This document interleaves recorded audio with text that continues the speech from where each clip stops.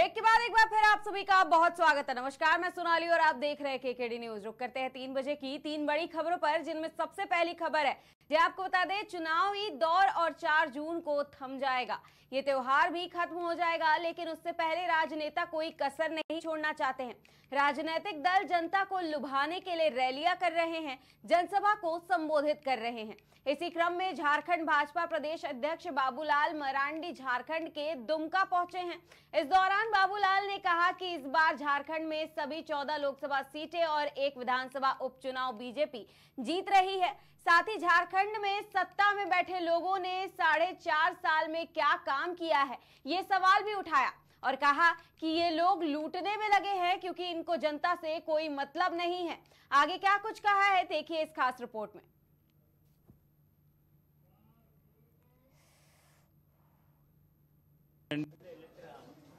देखिए, झारखंड में पहले भी एनडीए गठबंधन 12 सीट जीते हुए थे। बाद में गीता कोड़ा जी आए तो हमारे पास 13 सीट थी, तो 1 सीट जेएमएम के पास था। तो हम कह सकते हैं इस बार 14 के 14 लोकसभा सीट और 1 विधानसभा को उपचुनाव गांडे भारतीय जनता पार्टी जीत रही है। ऐसी बात की जा रही थी कि आदिवासी मशीन बैठी रहेगी, बीजेपी को ये टर्न अप नहीं होगा, वोट नहीं जाएगा। आपको क्या लगता है, काम कर रहा है? देखिए, ये तो कहने के लिए तो कहते रहेंगे, लेकिन आज जिस प्रकार से पूरे लोकसभा, पूरे संथाल परगना आप देखेंगे सभी जगहों पर, लेकिन चूंकि संथाल परगने यहाँ बैठे हुए हैं तो सब लोग काम कर रहे हैं, मेहनत कर रहे हैं, परिश्रम कर रहे हैं। भारतीय जनता पार्टी के साथ हजारों कार्यकर्ता काम कर रहे हैं जोड़ करके। संथाल परगना में घुसपैठ और आदिवासियों की घटती आबादी, पहाड़ियों की घटती आबादी बड़ा मुद्दा है। इस पर आपने कहा कि टास्क फोर्स बनाएंगे, उसकी रूपरेखा क्या? नहीं, वो तो रूपरेखा तो बाद में तय होगी ना, लेकिन ये तो हमें देखना पड़ेगा। आखिर यहाँ संथाल परगना है, संथालों की आबादी, पहाड़ियों की आबादी आखिर कैसे कम हुआ, और कम हुआ तो फिर आबादी किन की आबादी बढ़ी है और वो आबादी कैसे बढ़ा है, तो हमें इस पर तो विश्लेषण करना पड़ेगा। नहीं तो अलार्मिंग सिचुएशन है। अगर संथाल परगना में संथाल ही नहीं रहेंगे, उन्हीं की आबादी घट जाएगी, तो फिर संथाल परगना की सार्थकता ही समाप्त हो जाएगी। ये सिचुएशन अलार्मिंग है, सबके लिए है, समाज के लिए है। सबको इस पर विचार करना पड़ेगा, सोचना पड़ेगा कि ये आबादी कैसे कम हुआ, और कम हुआ तो फिर कौन सा आबादी फिर कैसे बढ़ा, तो ये सारी चीजें हमें देखना पड़ेगा। तो इसके लिए तो कोई ना कोई टास्क फोर्स बने, सरकार बनावे। आज जो सरकार है वो भी बना सकती है, तो अच्छी बात है, और नहीं बनाएगी तो जब हमें अवसर मिलेगा बीजेपी को तो जरूर इस काम को करेंगे, नहीं तो फिर संथाल परगना का अस्तित्व खत्म हो जाएगा। कल्पना सोरेन और इंडिया अलायंस के लोग हर मंच से, हर जगह जहां सभा हो रही है, कह रहे हैं कि चुनाव संविधान बचाने के लिए है, हेमंत जी को इंसाफ दिलाने के लिए है, केजरीवाल को इंसाफ दिलाने के लिए है, हेमंत जी को बाहर लाने के लिए ये चुनाव है। अरे भाई, अगर कोई चुनाव जीत जाता है तो आपको पता है कि कोई चोर भी चुनाव जीत जाता है कभी कभी, लेकिन उनको जेल में ही रहना पड़ता है, और उनकी दोष अगर सिद्ध होता है तो सजा उनको मिल जाती है। ऐसा कई उदाहरण है। इसलिए अदालत तो जाता है उनके गुनाह पर, और उसके लिए जज तय करते हैं, जज भेजते हैं अदालत, ये जेल। जेल कोई पार्टी किसी को नहीं भेजते हैं, ये तो सिंपल बातें हैं। आज अगर आप किसी चोर उचक्का को भी पकड़िएगा तो सीधे पुलिस जेल थाना नहीं ले जाती है, जेल नहीं भेज देती है। कहाँ ले जाती है? कोर्ट ले जाती है, मजिस्ट्रेट के सामने उसको हाजिर करती है, इनका ये कसूर है, तब फिर वो मजिस्ट्रेट देखता है, तब फिर उसको जेल भेजता है। तो ये कहना कि भाई बीजेपी ने जेल भेज दिया, कैसे हो सकता है? ये लोगों को बरगलाना, क्योंकि वो जान रहे हैं सब चीज, तब भी वो झूठ बोलना, ये उन लोगों की आदत में शुमार है। कोई एक ऐसा फैक्टर जिसकी वजह से, जिसकी मजबूती का आप कह रहे हैं कि 14 सीट प्लस जीतेंगे आप? जो वजह बिल्कुल साफ है।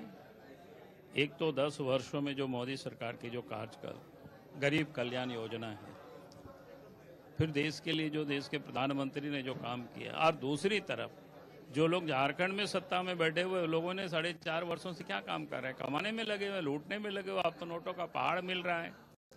तो जनता इन लोगों को समझ चुकी है कि भाई ये लोग अपने लिए खाली काम कर रहे हैं, इनको जनता से कोई मतलब नहीं है, राज्य से कोई मतलब नहीं है। इनकी सरकार में कोई दलाल है, बिचौलिया है, वो लोग फल फूल रहे हैं, भ्रष्ट अफसर फल फूल रहे हैं।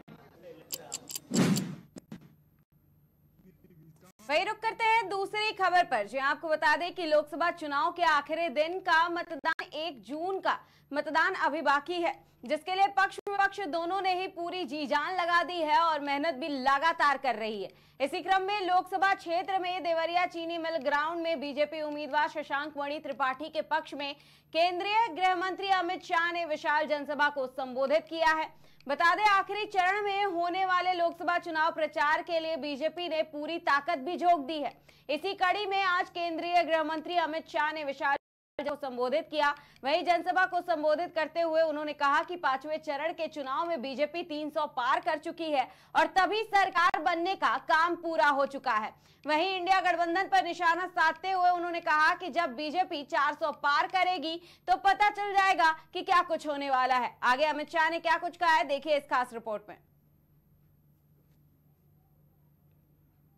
इतनी विशाल जनसभा में आए हुए प्यारे भाइयों, बहनों, माताओं और मेरे जिगर के टुकड़े जैसे युवा मित्रों, आप सभी को नमस्कार। सबसे पहले अभी भी काफी लोग मैदान में पैदल चलकर आ रहे हैं। इतनी चिलचिलाती धूप में आप लोगों को भारतीय जनता पार्टी ने निमंत्रित किया, इसलिए मैं मन से धूप में आपको आना पड़ा, इसके लिए क्षमा मांगकर मेरी बात की शुरुआत की। भाइयों बहनों, आज मैं बलिया की क्रांतिकारी भूमि और मां गंगा, ये दोनों को बड़ी श्रद्धा की ओर से, श्रद्धा के साथ पूरी भारतीय जनता पार्टी की ओर से प्रणाम कर कर मेरी बात की शुरुआत करना चाहता हूं। भाइयों बहनों, भृगु बाबा का मंदिर, बलेश्वर मंदिर, अवधूतेश्वर शिवालय और कामनाथ मंदिर, ये सभी देवस्थानों के देवत को मैं प्रणाम करता हूं। महान संत हरिहरानंद और पशुपतिनाथ जी को भी मैं याद करना चाहता हूं। और मैं यहां आया हूं तब पूरे भारत में सबसे पहले अगर कोई हिस्सा आजाद हुआ तो मेरा बलिया आजाद हुआ। वो संग्राम के अमर सेनानी चित्तू पांडे और सन 57 के महान क्रांतिवीर मंगल पांडे को प्रणाम कर कर मेरी बात की शुरुआत की। ये वीरेंद्र मस्त जी बैठे हैं, लोकनायक को सब भुलाने का प्रयास करते हैं, मगर मैं आपको बताता हूं, जब तक वीरेंद्र मस्त के देह में प्राण है, लोकनायक को कोई भुला नहीं सकता। वो जयप्रकाश नारायण को मैं भी प्रणाम करता हूं। और सालों तक जिन्होंने यहां से आपके प्रतिनिधि बनकर देश भर में समाजवाद और मूल्यनिष्ठ राजनीति के सूत्रपात किया, वो महान चंद्रशेखर जी को भी मैं प्रणाम करना चाहता। भाइयों बहनों, आज मैं यहां आया हूं तब बलिया वालों को एक बात कहने आया हूं। हमारे गुजरात वाले हिसाब किताब में पक्के होते हैं। वो कहते हैं कि एक ही काम करने से 3 काम हो तो वो काम तुरंत कर देना चाहिए। बलिया वालों, मुझे बताओ, एक ही बार मेहनत करने से 3 काम हो तो वो करना चाहिए या नहीं करना चाहिए? अरे भाई, जोर से बोलो, करना चाहिए या नहीं करना चाहिए? देखो, ये नीरज शेखर को आप वोट दोगे, नीरज आगे खड़े रहना, जरा आगे आइए आप।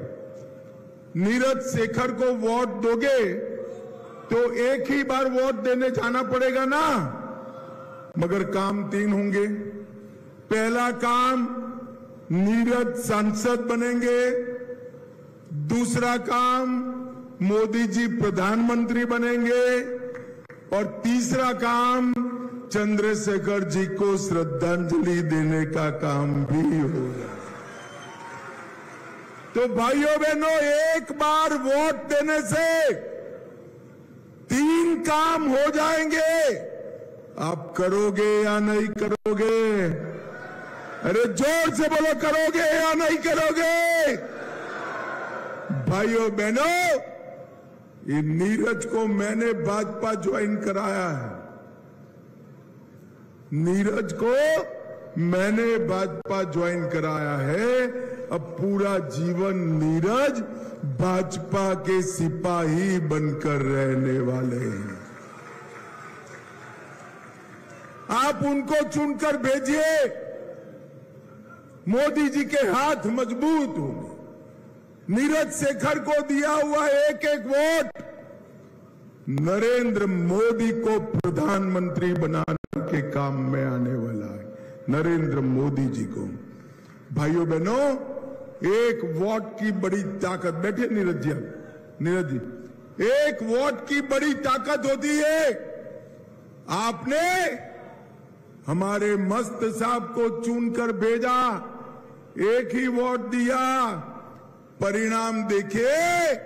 70 साल से कांग्रेस धारा 370 को रोककर बैठी थी, नरेंद्र मोदी जी ने उसको समाप्त कर दिया और हमेशा के लिए कश्मीर को भारत का हिस्सा बना दिया। अब मैं आगे की बात करने आया हूं। बलिया वालों, मुझे बताओ, पाक ऑक्यूपाई कश्मीर हमारा है या नहीं है? जोर से बोलो, है या नहीं है? ये कांग्रेस वाले हमें डराते हैं। वो कहते हैं कि पाकिस्तान के साथ एटम बम है, पाक ऑक्यूपाई कश्मीर की बात मत करो। मैं आज बताने आया हूं, राहुल बाबा, हम भाजपा वाले हैं, एटम बम से नहीं डरते हैं। पाक ऑक्यूपाई कश्मीर भारत का है, रहेगा और हम इसको लेकर रहेंगे, लेकर। मैं चित्तू पांडे की भूमि पर से कहता हूं, पाक ऑक्यूपाई कश्मीर को हम लेकर रहेंगे, लेकर रहेंगे। इतनी विशाल जनसभा में आए हुए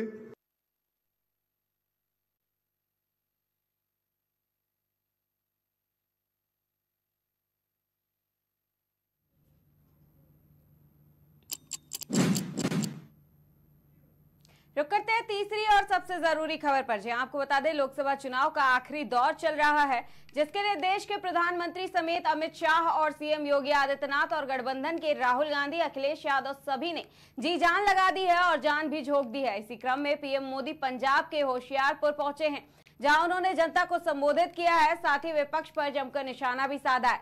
बता दें, इस दौरान प्रधानमंत्री नरेंद्र मोदी ने जनसभा को संबोधित करते हुए कहा है कि मैंने लाल किले से भी कहा था कि यही समय है और यही सही समय है। आज फिर कह रहा हूं कि 21वीं सदी भारत की सदी होगी।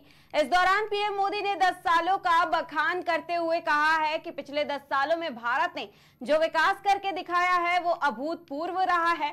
आज जब पंजाब के लोग, दूसरे राज्यों के लोग विदेश जाते हैं तो खुद देखते हैं कि वहां भारत और भारतीयों की इज्जत कितनी बढ़ गई है, क्योंकि जब देश में दमदार सरकार होती है तो विदेशी सरकारें भी हमारा दम देखती देखती हैं। इस दौरान पीएम मोदी ने विपक्ष पर जमकर निशाना भी साधा।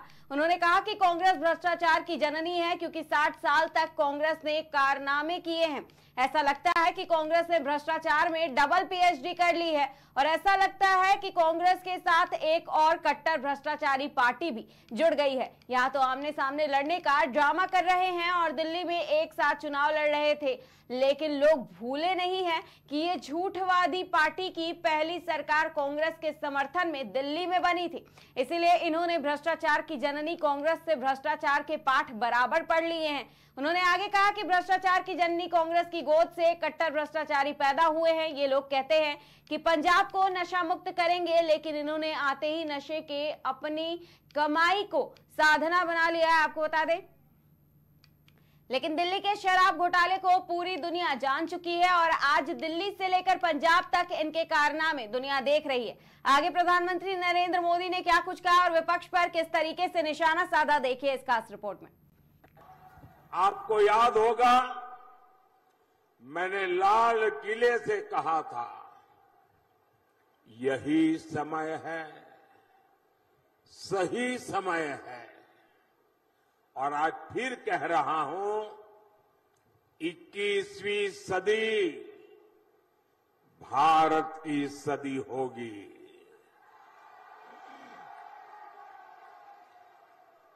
पिछले 10 साल में भारत ने जो विकास करके दिखाया है वो अभूतपूर्व रहा है।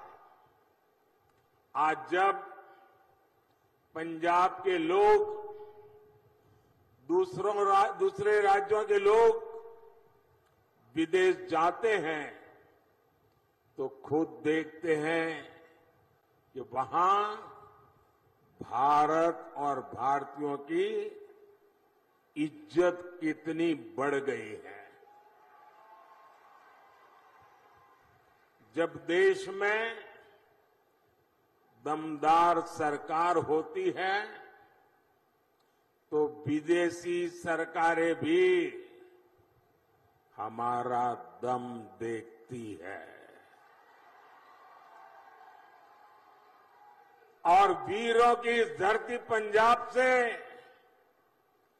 बेहतर कौन जानेगा कि दमदार होने का मतलब क्या होता है। दमदार सरकार जो दुश्मन के छक्के छुड़ा दे, दमदार सरकार जो दुश्मन को घर में घुसकर मारे, दमदार सरकार जो भारत को आत्मनिर्भर बनाए, दमदार सरकार जो भारत को समृद्ध बनाए। इसलिए पंजाब भी इस बार जोर शोर से कह रहा है, फिर एक बार, फिर एक बार, फिर एक बार। साथियों, गरीब कल्याण मेरी सरकार की। भाइयों और बहनों, आप भी जानते हैं, कांग्रेस भ्रष्टाचार की जननी है। 60 साल तक कांग्रेस ने जो कारनामे किए हैं, भ्रष्टाचार की एक से बढ़कर एक वारदातें की हैं, ऐसा लगता है कांग्रेस ने भ्रष्टाचार में डबल पीएचडी कर ली है। और अब कांग्रेस के साथ एक और कट्टर भ्रष्टाचारी पार्टी भी जुड़ गई है। इतना ही नहीं, ये भयंकर झूठवादी पार्टी भी है। अब आप देखिए, यहां तो आमने सामने लड़ने का ड्रामा कर रहे हैं, दिल्ली में एक साथ चुनाव लड़ रहे थे, और लोग भूले नहीं कि ये झूठवादी पार्टी, ये कट्टर भ्रष्टाचारी पार्टी की पहली सरकार कांग्रेस के समर्थन से दिल्ली में बनी, उससे बराबर भ्रष्टाचार के पाठ पढ़ लिए हैं। हम छोटे थे तो एक कथा सुना करते थे, और कथा बड़ी मजेदार थी। वो कथा ऐसी थी कि एक प्रेग्नेंट विमेन डिलीवरी के लिए अस्पताल में गई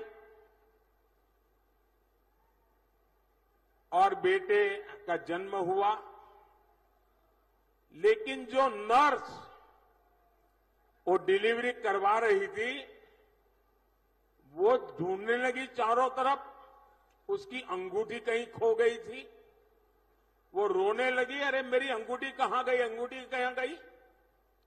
अब बेटे का जन्म हुआ, लेकिन वो अपनी मुट्ठी नहीं खोलता था, तो डॉक्टरों को चिंता हुई, बच्चे की मुट्ठी क्यों नहीं खुल रही है, अभी तो पैदा हुआ है। डॉक्टरों ने बड़े तरीके से उसकी मुट्ठी खोली तो अंगूठी उसकी मुट्ठी में थी। तो लोगों ने कहा ये बच्चा पैदा होते ही चोरी करता है, तो पता चला उसका बाप बहुत बड़ा चोर था, बड़ा डाकू था। तो जन्मजात ये भ्रष्टाचार की जननी कांग्रेस की गोद से एक कट्टर भ्रष्टाचारी पैदा हुए हैं, और इसलिए कांग्रेस को तो भ्रष्टाचार में पीएचडी करते करते 60 साल लगे। ये तो जन्म से ही कट्टर भ्रष्टाचारी पैदा हुए हैं। ये लोग क्या क्या बातें करते थे, कहते थे पंजाब को नशा मुक्त करेंगे, और नशा मुक्त के इतने भाषण किए, पूरे पंजाब को बदनाम करने वाली उड़ता पंजाब फिल्में बनाई थी, चारों तरफ बदनामी की थी। लेकिन इन्होंने आते ही नशे को ही अपनी कमाई का साधन बना दिया है। दिल्ली के शराब घोटाले को पूरी दुनिया जान चुकी है। यहां खनन माफिया भी बेलगाम चल रहा है। इन कट्टर भ्रष्टाचारियों ने, भयंकर झूठवादियों ने पंजाब को गैंग वॉर में झोंक दिया है। इन लोगों ने पंजाब में उद्योग और खेती दोनों को बर्बाद कर दिया है। ये कट्टर भ्रष्टाचारी, भयंकर झूठवादी तो नारी उत्पीड़न में भी नंबर 1 बनते जा रहे हैं। आज दिल्ली से लेकर पंजाब तक इनके कारनामे दुनिया देख रही है। इनके नेता का ठिकाना नहीं, नीति फर्जी, नारे फर्जी, और नियत में भी खोट है। तो मोदी ने एक संकल्प लिया है कि वो दलितों, पिछड़ों, आदिवासियों का आरक्षण किसी को भी छीनने नहीं देगा। अपनी सरकार के 10 साल में मैंने लगातार SC, ST, OBC के आरक्षण की रक्षा की है। ये कांग्रेस और इंडी गठबंधन वाले मेरी इस कोशिश से भी भड़के हुए हैं। दरअसल आरक्षण को लेकर इनके खुद के इरादे बहुत खतरनाक है। इनका पूरा track record SC, ST, OBC का आरक्षण छीनने का रहा है। सरकारी नौकरी में धर्म के आधार पर आरक्षण हो, स्पोर्ट्स में, सरकारी टेंडर में धर्म के आधार पर आरक्षण हो, यूनिवर्सिटी के दाखिले में धर्म के आधार पर आरक्षण हो, ये संविधान की भावना का, बाबा साहब आम्बेडकर की भावना का अपमान कर रहे हैं। ये दलितों और पिछड़ों का आरक्षण छीनकर उसे सिर्फ और सिर्फ मुसलमानों को देना चाहते हैं। ये धर्म के आधार पर देश को बांटने की एक और बड़ी गहरी साजिश है।